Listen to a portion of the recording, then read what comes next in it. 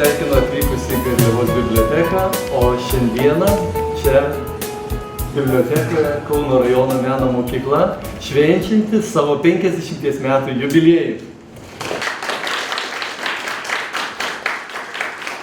Taigi mes paruošėme 6 renginių ciklą ir šiandieną tai yra 4. renginys. Pirmas renginys buvo rugsėjo 11 dieną Juškų muziejuje. Ten taip pat pristatėme dailės mokinių parodą, Vilkijos mokinių parodą, o šiandieną Garliavos mokinių paroda ir tuo labai džiaugiamės, galėdami ją jums pristatyti. Taigi šiandieną iš tikrųjų labai tokį jaukų ir tokį šeimynišką šiltą vakarą. Kartu su mumis yra buvusi mokyklos direktorė Regina Guobė. Taip pat labai džiaugiuosi, kad yra beveik visi mokiniai, kurie kūrė ir kurių darbus matysime ateinančias 2, 3 ar 4 savaitės. Taigi galim taip pat paploti. Taip pat labai dėkuoju ir džiaugiuosi Kauno rajono meno mokyklos mokytojais. Tai didelė padėka dailės mokytojai Vitai Boreikieniai, Vytautai Balčiūniai ir Gretai Dobieniai. Truputis istorijos, taigi mokykla švenčianti 50 metų jubiliejų savo veiklą pradėjo 1974 metais, rugsėjo 1 dieną, ir tuo metu mokykloje buvo 7 mokytojai, buvo fortepijono, styginių instrumentų ir akordeono skyriai. Dailės tikrai dar nebuvo, bet 2002 metais Garliavoje atidarytas dailės skyrius.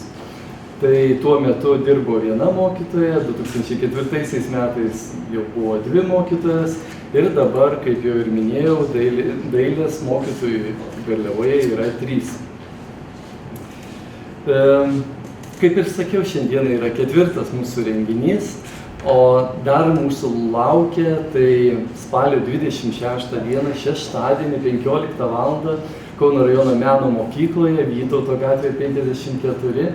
Tai buvusių mokinių koncertas, taigi labai kviečiu esančius čia tėvelius ir mokinius prisijungti ir paklausyti, nes tie mokiniai nusprendė savo gyvenimą sujungti su muzika ir eina profesionalų keliu. Taigi atvyksta į tą koncertą iš Olandijos, Estijos, Belgijos, Danijos ir žinoma Lietuvos žvaigždės.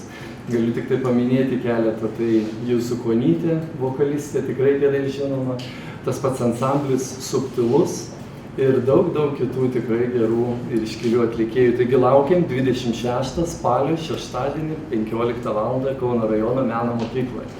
Na ir paskutinis mūsų renginys, kuris apjungs visą 50-mečio renginių ciklą, tai bus lapkričio 10 dieną. Mokykla ruošia ir bus parengusi naują miuziklą. Pirmą kartą išgirsime ir tai bus premjera, Kas liepiniai susipynė, ir renginys vyks Kauno nacionaliniame dramos teatre. Tai štai tokie mūsų renginiai, o kad ilgai nekalbėti, šiandieną laukia parodos pristatymas, šiandieną laukia muzikantės labai gražios ir taigi žodis jum, tegu skamba šiandieną muzika ir pasigėrėkime šitais darbais.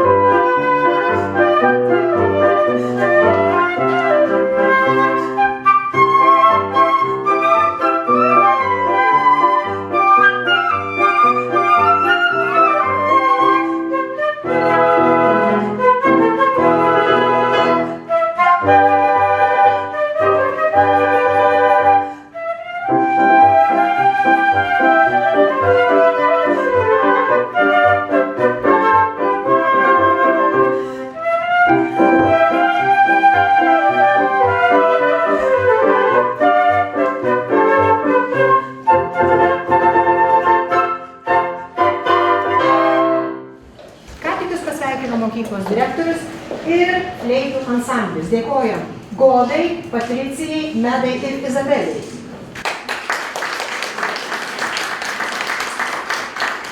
Jums atliko ispanų čigoną, kurio autorius Pascual Markino Naro. Ačiū. Oras atvėsta, mes visi ieškome šilumos. O kasgi gali būti daugiau? Kur daugiau galima rasti šilumos negu knygų apsuptyje, kur skamba gera muzika ir akį traukia spalvingi paveikslai. Kiekvieno žmogaus gyvenime menas užima tam tikrą vietą. Režisierius Rimas Tuminas kartą yra pasakęs: meno misija – harmonizuoti pasaulį.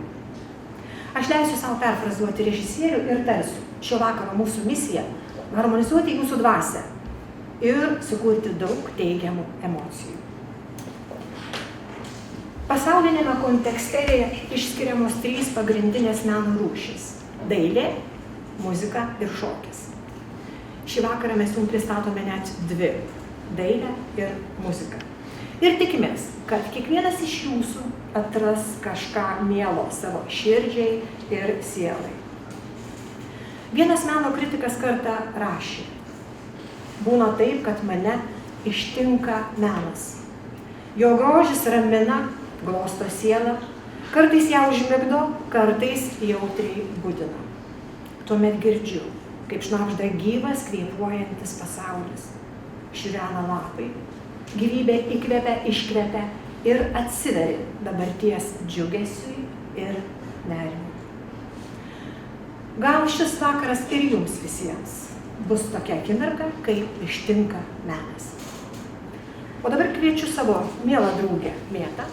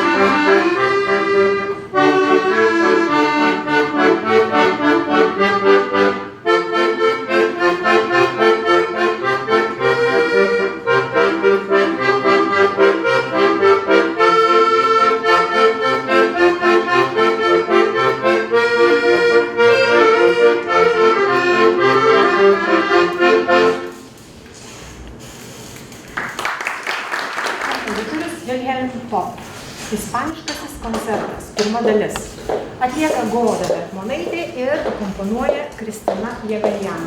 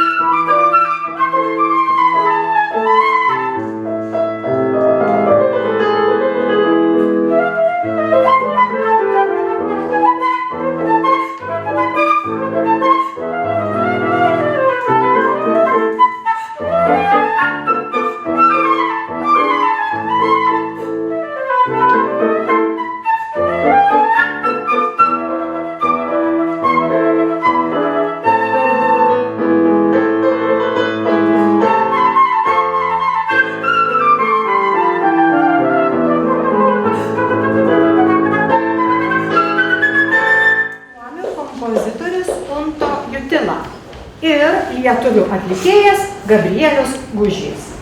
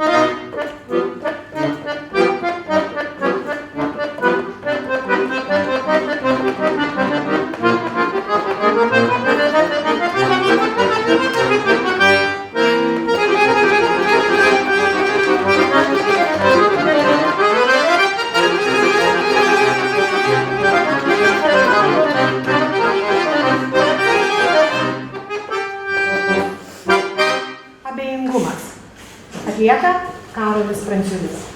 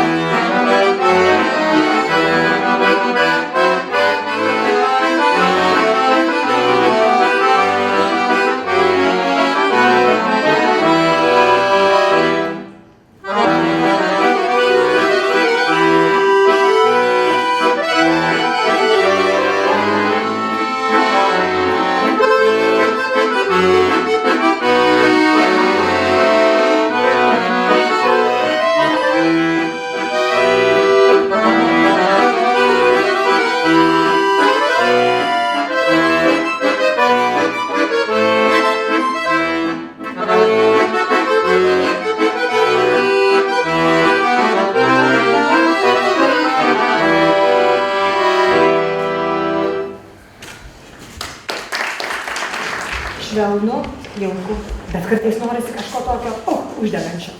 Fleitos. Brazilija. Karnavalas.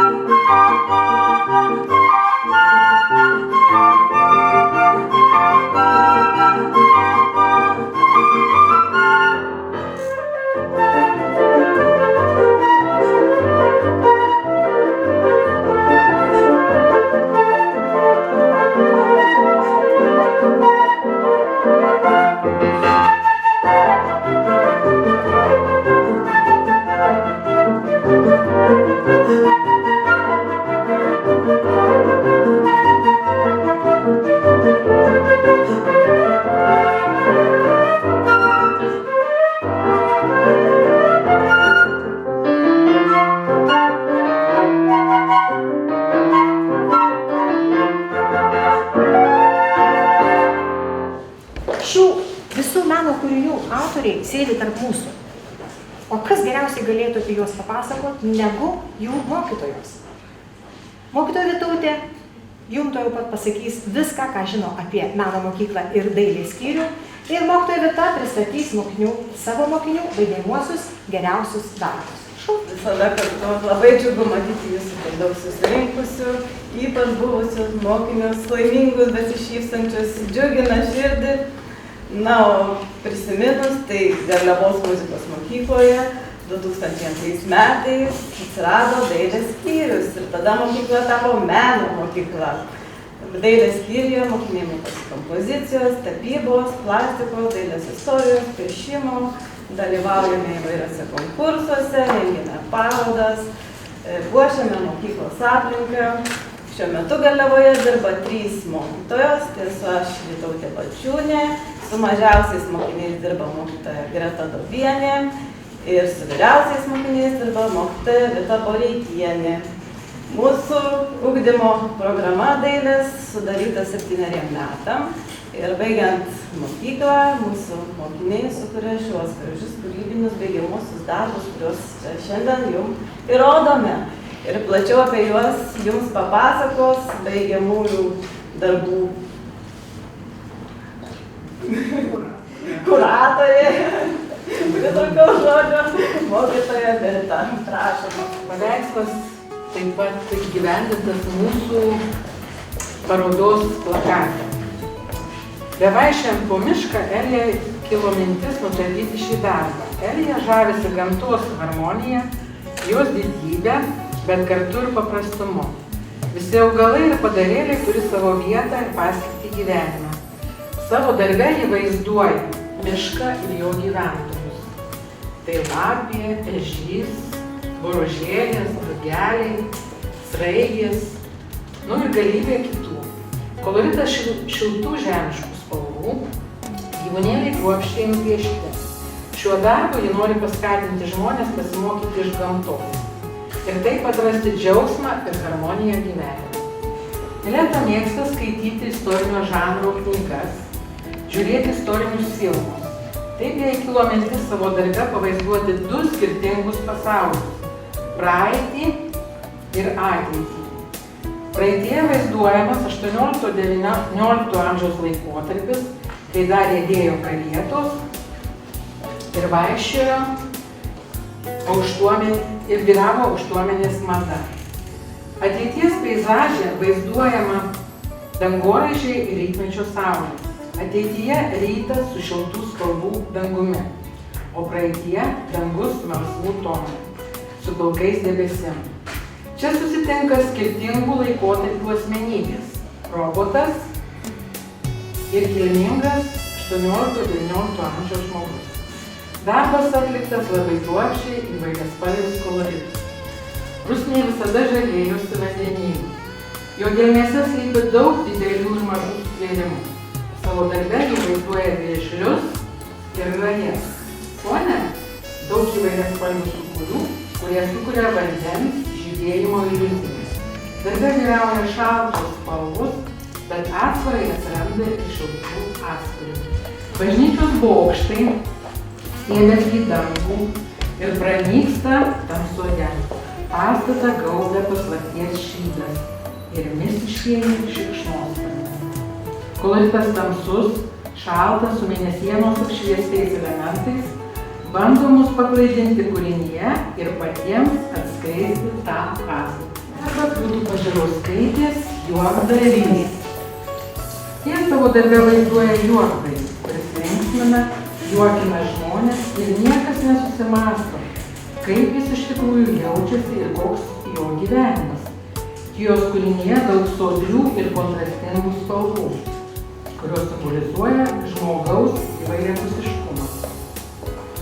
Eglė savo darbe vaizduoja gyvybės medį.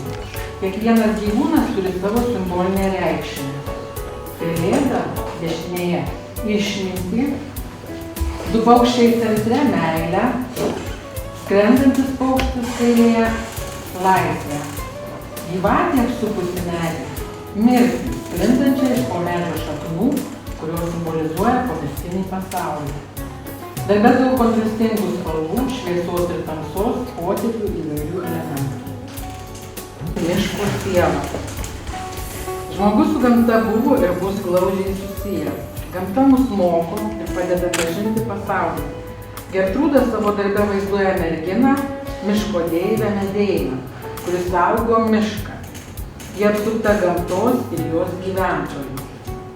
Paveiksle dominuoja žemiškos spalvos, efektui išgauti jį įveda ciklameno spalvos prošvaistę paveikslo antrame plane. Darbas pilnas statybinių potėpių. Miglė savo darbe vaizduoja paukščius. Jie labai spalvingi, nes migliai ryškios spalvos asocijuojasi su laisve, džiaugsmu ir skirtinumu. Aplink paukščius esanti gamta, tai gėlės, medžiai, kiti augalai, dera su ryškiomis jų spalvomis ir papildo jos darbą. Koloritas įvairiaspalvis. Laiko kova.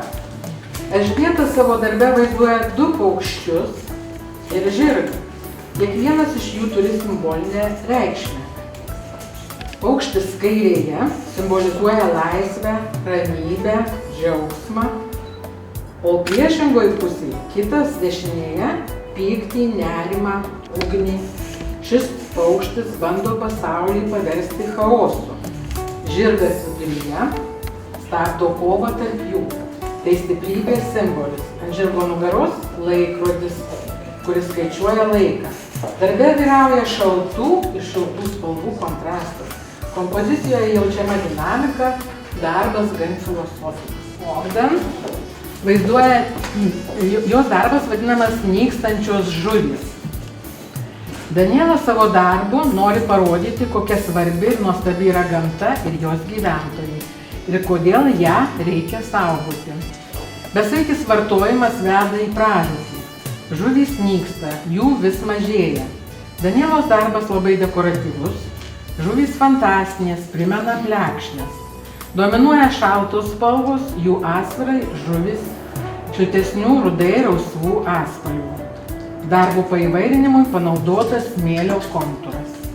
Savo darbe Miglė vaizduoja vieną didelį veidą, kaip kaukę, susidedantį iš dviejų mažesnių, kurie ir primena žmonių šviesiasias ir tamsiasias puses. Aplink veidą kortos. Viena veido pusė yra tamsi, paslaptinga ir niūri, kita spalvinga ir linksma. Darbas labai dekoratyvus, suskaldytas plokštumomis. Savo darbui nori parodyti, kad mes visi esame su kaukėmis ir pagal situaciją jas keičiame. Visa naikinantis laikas. Austėja savo triptike, tai reiškia 3 dalių darbe, gvildena žmogaus ir pasaulio laikinumą.